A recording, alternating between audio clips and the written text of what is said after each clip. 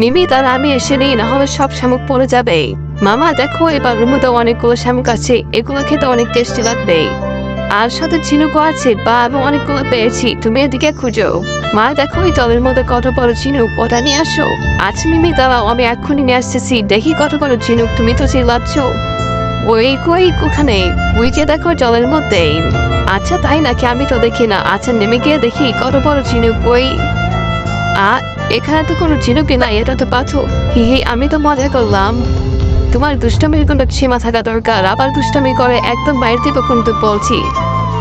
আচ্ছা মা ঠিক আছে, অনেক হয়েছি, এবার চলো ঝিনুকগুলা খুঁজি। বাস, এখানে মনে হচ্ছে অনেকগুলো ঝিনুক আছে, একটা দুটো তিনটে চারটো।